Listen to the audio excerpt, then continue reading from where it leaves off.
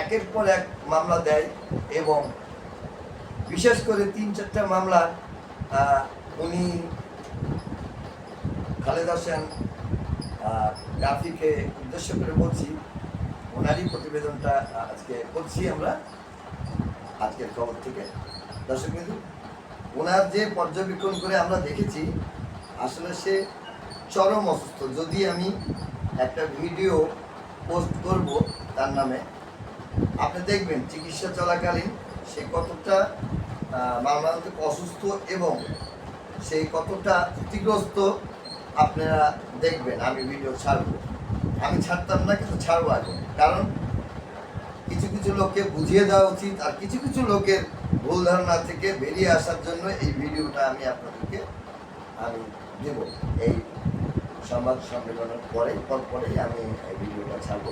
কিন্তু ডাকাতি মামলা হলে তার সুরতাল নেওয়া লাগবে এবং এককভাবে নিজস্ব লোক বাদ দিয়ে এলাকার লোক যেখানে ডাকাতি সংগঠিত হয়েছে এবং তার বাসার কথা বলছে বলে মামলাটা দায়ের করে, এই মামলা যে দায়ের করে এবং এই মামলা যে গ্রহণযোগ্যতা কতটুকু সেইটুকু তো আইনের লোকের জানার কথা।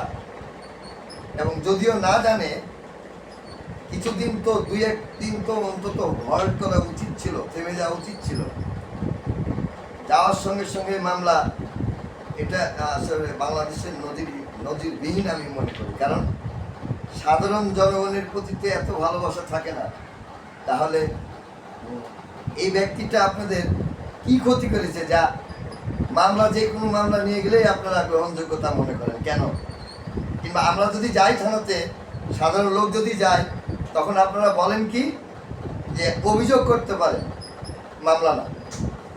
মামলায় রূপান্তরিত তখনই হবে যখনই আমরা যাচাই বাছাই করে দেখব যে ঘটনা সত্য কি মিথ্যা। এটা তো বলেন আপনারা। আমার কাছে অনেক প্রুফ আছে এই ধরনের থানার বিষয়ে। এই বিষয়ে আমি আজকে এই প্রতিবেদনটা করছি এবং সংবাদ সম্মেলনটা করছি। আমি ষষ্ঠী তলার কিছু কিছু যারা নেতা আছে বিএনপির, তাদের উদ্দেশ্যে একটা কথাই বলতে চাই, ফ্যাসিস্ট সরকার যা করে গেছে তা আপনারা করবেন না। এইটুকু অনুরোধ আপনার এই অধম ব্যক্তিটা করল, তাতে ভবিষ্যৎ ভালো কিছু আনবে না। আজকে আমার, কালকে আপনার, এটাই পৃথিবীর নিয়ম। দর্শকবৃন্দ, আরেকটি কথা বলি, মহানগরীর বড় একটা নেতা আছে ষষ্ঠীতলা